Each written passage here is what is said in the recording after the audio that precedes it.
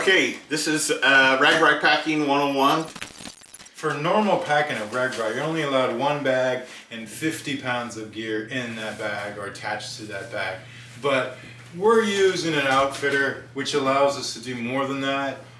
Out-of-staters lets us take as much as we want. Can that be as many bags as you want? That's as many bags as you want, as much weight as you want. In fact, all these bags are Paul's bags. I'm here on my flatbed truck. I've got 2 bags. I've got 2 bags, and I've also got a chair. Just kind of demonstrate how you can bring that as well. I have 2 bags as well, one for camping and one for clothes. Most everybody brings 2 bags. And so we're going to kind of give you an idea of what we put in our bags, just so you get an idea of what you might pack, although... You can do whatever you want to do. RAGBRAI is for you, so make sure whatever you need, you're bringing it. I've packed my bags and brought stuff that I think is important for people to bring. Some stuff I saw other people bringing. I've been to 2 RAGBRAIs. My first RAGBRAI, I saw this guy bringing a little ditty bag down to the shower. I'm going to show you that down here. And I said, man, that's awesome. You should have told me to bring that. And he goes, I just happened to pack it. I didn't actually mean to bring this. So hopefully you'll get a lot of cool tips out of watching this video. Yes. Let's start with our camping bag. Okay. What do you say? All right. So for my camping bag, I generally just use a gym bag. It's kind of an oversized gym bag. It's got some stuff on it, and you'll see from my bag, what I kind of do is for my camping bag, I put stuff that I don't mind getting wet, or I don't mind if it like has potential to leak or explode or something. I want to put it in this bag right here because it's easy for me to replace a tent because there's going to be like Walmarts all along the way, but I'm not going to be able to replace the kits that I'm wearing because some of them are, collector's kits or some kind of something where it's a little bit more expensive, and my clothing, I don't want to mess that up as much. Same thing. Literally Googled what's the largest duffel bag, and I got this one. So this is a brand new bag because the one that I had last year got trashed, but again, it was pretty inexpensive, so I just rolled with it. So I'm a little different because I like to do ultralight backpacking. So I actually have my backpack that I go for backpacking, and it's just a 70-liter backpack, and it's probably the most expensive pack of what we have here. Do you like that when you have to carry it from the place where they put it down to? I mean, I can do that. Yeah. Backpack it. Was that helpful? Okay. So something to think about when you're packing your bags is if you've never done RAGBRAI before, wherever your bags get dropped at is not going to be right next to where you're camping at. You're going to have to drag it, do what we in the military used to call the duffel bag drag for a couple 100 meters sometimes. And so you don't want to overload your bags so that when you get done riding 60, 80 miles, that you're unable to carry the bag and you just dread that drag. So let's go ahead and I'll start with what we have in the bag. And first thing, the most important thing in your bag is tents. Tent. So guys, I got 3 tents. Oh, you don't bring all 3? I haven't decided yet. Maybe 1, maybe 2, maybe 3. Okay, so you can tell everybody what your deal is at this time. I buy a new tent every single year just because they're $30 and I don't care about them. So I just buy a new one every year and just throw away the other one. All right, that's what I do too. I went out, except I don't buy a new tent every year. I bought this one 3 years ago for my first RAGBRAI. I went out to Walmart, which you can go anywhere you want, and just bought a Coleman tent, and I've used it for 2 RAGBRAIs now. That's the single largest tent known to mankind. It's basically a GP medium. For you Army people, you know what that is. Air Force, you just Google it. But anyway, 17 people could fit in Paul's tent. Come by my tent. It'll be a great party. But he's asleep by 8 o'clock. It's true. And again, I'm the oddball because I got my dog in the background. Todd's dog in the background. So I actually have a tent that I use for ultralight camping. It's an expensive tent and it uses trekking poles. So I actually brought my trekking poles to RAGBRAI for some unknown reason other than to hold up my tent. I'm not sure why you would have those. Did you know that? I had no idea. You could do some skiing though. Yeah, so no, they're not skiing. Okay. Hey, you know what? Sometimes you just use what you have. Why not? It's the ultralight tent and doesn't weigh much. How big? How many people does it fit? It's a 2-person tent. But you have to really like the second Paul has person. the single. All right. Dave, do you got anything else? Yeah. in your bag? Well, yeah, I have lots. Really? I know what you're going for. I'll skip this. You want an I don't know what's in your bag. I honestly don't. This So is my hammock. Moves over my hammock. It's only a pound, and if I can get 2 trees I wasn't gonna say anything. or 2 poles, and it happened twice on RAGBRAI. 2 nights I got to sleep in my hammock, and it was wonderful sleep. Okay. But was it worth it? It was just a pound in my bag. The next thing I have is I didn't put it in here, but I have my pump for my inflatable mattress. A lot of people don't like to camp, and I don't like to camp either that much. So an inflatable mattress makes it good. Something that I've learned is put everything in baggies. And what you can do is if you have anything that runs on batteries, make sure to take out a single battery or 2 out of it so that way it doesn't run. Because what will happen is these bags are going to get tossed around in the tent, and this is going to flick on and off. And then you'll get to your location, you'll go to turn this on, and it won't turn on at all. And it'll have 8 dead batteries in there, and you've either got to use more batteries or go buy some. And that can sometimes be a problem. There's always something to buy or someplace to buy these kind of things at, but you just don't want to waste the money. So bring a lot of these little baggies. I'll show you more about that later. Here's my air pump, and I'm not even kidding. That pump right here. That looks pretty cool. Yeah, this is it. That's all. They have the inflatable bags, but again, I'm the oddball, and I have these ones that you blow up. You could probably blow that. I'm not even. Yeah. These little pads, and I use 2 of them on top of each other, and you just blow them up. Is that your air mattress? Yeah, Okay. like that. How long does it take you when you get to camp? It's supposedly only 10 breaths. Oh, okay. Yeah, free. But I have. You said supposedly like it's not 10 breaths. It's about that. Okay. But I have 2 of them because Okay. I wanted more. So that's 20 but breaths. I only get about that much, you know. Okay. 2 times. Last year, my air mattress got a hole in it, and I ended up leaving it in Waterloo, Iowa. So this is this year's tent, or this year's air mattress. It's brand new. Ready to go. So my next thing I do is I also put together like a little bag of all the stuff. Like I said, I use stuff that kind of like leaks or can bleed. So I've got like a little first aid kit in here. I've got a headlight. If you want to put a headlamp in there, you can also put it on the edge of your thing, because you're going to want to go to the bathroom at some point, and probably my advice is to get up early in the morning to kind of get going. So you should probably be up before, either up at some point when it's still dark out. Here's the sunscreen that I use. I also use chapstick that is repellent to light. I guess like sunscreen in it.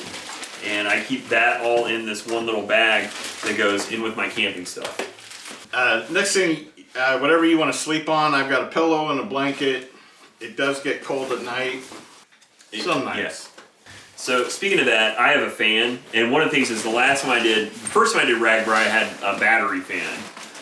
This time I have one that it's got a USB port in the back, and it plugs on. And just like I said before, this thing will turn on sometimes when it's getting moved around, so you can easily plug it back in and do that. It also has a light on it, like you can see here, and like it's brighter. Yep, just like that. And mine, does yours do this though? Mine will hang inside the tent, which is palatial. There you go. That's what I'm talking about. My palatial tent. That means it's big. Oh, okay. Okay, there you go. All right. Needed clarification there. So you were saying about batteries, mine Yeah. only lasted like 3 or 4 hours on a full charge. Mine lasted for a couple days, and then every couple days it would get turned on in the thing. And so I would, if you use a lot of the packing services, they'll have some kind of a charging station, and I would just charge up every once in a while. Like when we go out to eat or something, I would just plug it in, charge it up, be ready to go. Is that your fan, Dave? Yeah. Yes. Okay. Same thing. You guys just like dry your faces with that or what? I think my razor is bigger than that. One other thing that I like to bring is a hammer, a mallet for tent stakes. And extra tent I stakes. think I used that. Something I bring, and I've never really had to use it though, is 550 cord. It's something from the Army. You can take it out. You can tie stuff up with it. I always have found it like super helpful. I really haven't had a lot of chance to use it. You could either tie this in place if you wanted to, if it's not hanging right in your tent, or you could, if you want to do what Dave does, where you can set up like a poncho or something underneath wherever you're at. But this is kind of like duct tape for people that know how to tie knots, or it can just burn things. This is a luxury item I have. I have a pillow from Walmart. So, you blow that I up? just like to have something under Oh. my head. Yeah. You I have got one. one too. Do you have a pillow? I do, but it's in I pack my pillow and my blankets with my clothing because I want them to stay a little bit drier. The other one of the most essential things too is battery packs. These are like power banks, easy to charge. I carry a lot of them just because I've got a lot of different things that I need to charge up during the week. So, like I say, I got 4 of them, and they're pretty handy.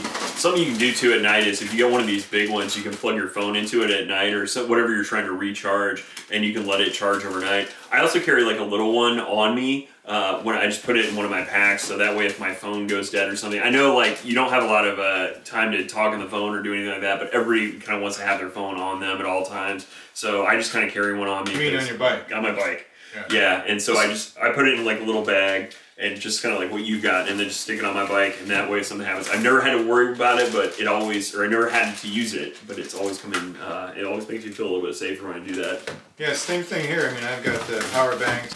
They Whatever, shut down the charging places, and so you take this back to your tent and then you charge your phone. Yeah. The other thing too is if you use GPS on your phone, it's going to drain your battery a lot quicker on your phone. So. Yeah, and the other thing, so one of the other things I've got in here, just a couple other things, is I've got shower shoes, and I put them in here. I've got the little, That's a very thing here where I've got the mesh, so that way it lets it breathe. So anything I have that's super wet, I put in here, and that way it can kind of dry off, hopefully stay away from there. I also have body powder. I don't know, a lot of people swear by the gels and stuff, and I use body and foot powder. I'm crazy like that, I guess. Maybe I'm the one guy who does that. And then I also, I'm only kind of half packed for RAGBRAI this time, but what I do is I put everything into little plastic baggies, just like what Dave is demonstrating there. So that way no water gets in, nothing gets out. And so I save those up every RAGBRAI and just kind of put them into a bag.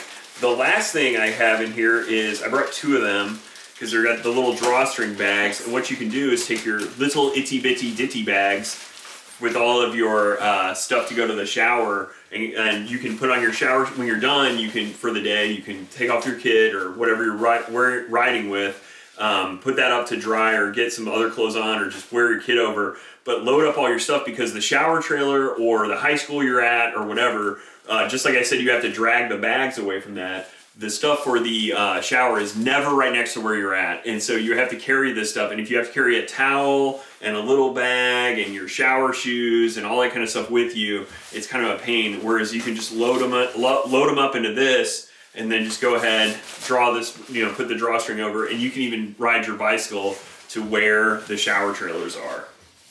The other thing I have is extra inner tubes, and I carry one on my bike, and then carry a couple extras with me. That's smart. Yeah. I also have my drone. I forgot my drone. Dave. Just an example of everybody's riding their own ride, and you have different things. We're moving on to the stuff, the clothes to pack. I'll start first with the kits. What I like to do is put each day's kit. I have 7 of these ready to go, and if you don't have 7 kits, then that's fine as well. But what I like to do is put jersey, shorts, socks, all in one bag. Label it Monday, Tuesday, Wednesday, Thursday, whatever, so that they're all ready to go. Each day after I get done, when I change into my regular clothes after showering, I put them back in here, and they're all ready to go organized. I do the same thing, and something to keep in mind about RAGBRAI is that they have theme days. So like they'll have college day, they'll have something day, and I keep moving for it, but I never get it. I always wanted Waffle House Day, and I just never have it. And you need to bring, something else you should bring is headwear when you go, so that way you're always ready for whatever day it is. You look like you work there. I wish. They have a college day. Don't they have a service day? So They have in the past, but They have in the past. They had had American Legion Day, Yeah. and then mostly College Spirit Day is usually they always have. So how many kits do you bring? I bring 7 kits. I bring 1 for every single day. I've done it in the past where I try to bring less, and I would wear them into the shower. But I feel like if you're not bringing, I just like to be clean and have clean kits, so I bring 7, and I've got 2 here. The other thing I do with my kits when I do this, and like I said before, I bag everything up, is that when I'm done, I will dry them out, and I bring clothes hangers that break over the course of the time, and then I hang this from my tent, which is palatial, as we've discussed. And then I let it sit in the sun and dry out. And then that way you put it back into the bag and you've got dirty clothes, but they're dry in the bag. You just put them right back where you got them. Everything else in the bag is pretty much whatever clothes you want to bring. Bonus if you have Team RWB stuff. And then just as many cargo shorts as you can fit in your bag. You want to have just as many as you can. It's not a question of whether he's going to wear cargo shorts. It's a matter of which color. Anyway, that's you guys plan that one. It goes way back. RAGBRAI shirts are always good too. Yeah. So, which one is this from? 2019. So, anyway. What do you have, Dave? So I don't have 7 kits, and I really don't want to have 7 kits. So I have 5, and I just wear what I want to that day. I will wash. A lot of people will take the kit into the shower and wash it in the shower while they're taking a shower. It's up to you. You do what you want, or you could just let it dry, and wear it again. You know, it's whether the people around you think you're smelly or not. Or You're on a bicycle going about 20 miles an hour, so I think the person behind you is the only one who's going to notice, not the people beside you. Right. Nobody's really going to care about that. Until you get to camp. and I only took a shower every other day. I'm an everyday shower. I think I did 5 showers. So, but what you can do is, if you want it, you can bring flushable wipes or disposable wipes and take a mini shower, or go swimming or something like that. There's always something available. I just didn't want to pay the $8. You find a sink and do. You could do a sink shower. I didn't want to pay the $8 a day. People told me that you should bring a roll of toilet paper, and they didn't tell me why. So I brought one, and I did not use it. But I also did not go in the cornfield. So I guess that's why. No, so I'm going to tell you how this works. Is what you do is this bag was the one that I had from last RAGBRAI. It is baby wipes, 80 proof or 80 whatever, 80 baby wipes are right in here. So just like what you've got. And what you need to do is take a smaller bag and just put some baby wipes in that bag, and that's what goes in the cornfield. And just take that with you on your bike. If you have a bag on your bicycle, put a little bag of these baby wipes, and then in the morning, whenever you use the Kaibo, this is it. I've been deployed 3 times, and I can tell you, without baby wipes, it would not have been possible. So how many times have you used the cornfield? Probably twice. So What about 2 you, years. Todd? I'm cornfield free. Okay. I feel it's the best. You go out to a Kaibo. You made it at a point when you said, Yeah. this is my goal, is today I'm using the cornfield. That is not You were true. adamant about that. No, that is not true. What happened was I ate it. I ate something that was Canadian spice. I'm not gonna go ahead. I'm not gonna go into the story. Is there anything that you would say you must bring? The one thing that I didn't bring my first year that I had started bringing now is I bring like a little rain slicker, and I also bring a little thin jacket like this that was sold, and it's a riding jacket. It's really thin.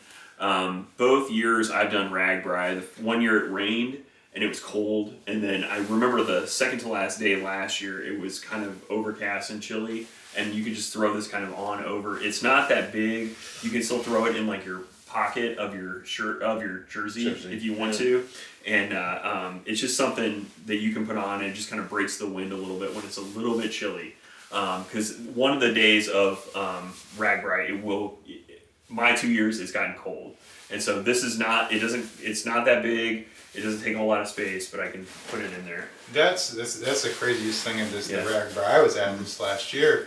we had one day it was 98 degrees, and a couple of days later, everybody was wearing jackets around, at camp because it was cold. Yeah, the first year I did it in 2018, we had one night that got down to 52 degrees and I didn't have a blanket. And I was cold. This right here is a packable rain jacket. So like, it also doubles as a pillow. It comes right out. Rain jacket. 460 miles on your butt hurts, or it can. So what I do is I use this Gold Bond Healing Aloe. It's a 99 cents trial size canister or tube that you get at Walmart, and it not only does it help. It's like what do they call it? Chappy? What did you say? Noob lube. Cami Chamois butter. A lot of people buy the chamois butter. I bought this. It was great because not only does it give you lotion there, but it also has a little bit of numbing strength to it. So I've got two things that I also bring. One is a poncho liner. You can buy these at any military surplus store, and they're really thin blankets, but they're kind of warm. So like on a cold night, they're good to have on your pillow. And the second thing is, and I know I joked about the hat, but I bring a visor or something because when you stop riding, and I just don't like the sun in my eyes, and you're going to be walking around a lot when the sun is kind of setting and stuff. So that way I have something to just wear to keep the sun out of your eyes. Is there anything you learned on your first RAGBRAI that you thought that you wish you'd known on the going into it that you weren't told? One thing I totally did not know is that with RWB, it was going to be so much everybody's family. It's just like everybody just took care of everybody else, and I didn't expect that at all. So. Yeah, you're not necessarily riding with everybody as a group. You're not riding with 50 or 75 people. I was by myself a lot. Yeah, and I was too. But I mean, it seemed like every time that you stop somewhere, like at Back Pocket, is that there was going to be eagles there. And when we got into camp, there was eagles there. So I don't think there's anybody that I didn't talk to during the week. That was the nice thing about wearing the logos and stuff, is it was easy to spot them. Right. Especially somebody you didn't know, and then you didn't, if they were wearing just regular gear, you might not even recognize. And some of us that have done more than one, I mean, we're gonna have like several jerseys. Like I've got 5 or 6 jerseys just for RWB, so yeah, those will be all being worn. I think I'm taking 5 this year, and then a Truman VA one and Army one. It is January. You've already planned out. I've already got it. Okay. Yeah. So, shut up. And I've got them all. Yeah. Ready to go. Yeah, and I'll say that too. Even if you're riding alone, though, you're still talking to the people to the right and left of you. There's 15,000 cyclists, so you're like always surrounded by people, and there's always somebody who wants to talk. So, if you want to talk to somebody, there's people to your right and left. And you can go. I remember one time we were sitting just eating something, and we ended up talking to some lady who lived around the, was from Iowa, and then we saw her later on in the ride. We saw her. We saw her on the last day. Yeah, and so and we're friends with people. We actually met somebody from Columbia, Missouri, right here where we're at now. I met him while I was on a ride, and then I was riding with him the next day and having to look over and say, "That's the guy," and so we met him there. So. You're going to meet people along the way, not just the RWB people. I do agree with you, though, that's the one thing is everybody's looking out for each other, and it's one of those rare occasions where you're not, don't bring. The one thing I noticed nobody brought was a bike lock, and said I needed a bike lock because nobody's going to steal your bike while you're at RAGBRAI.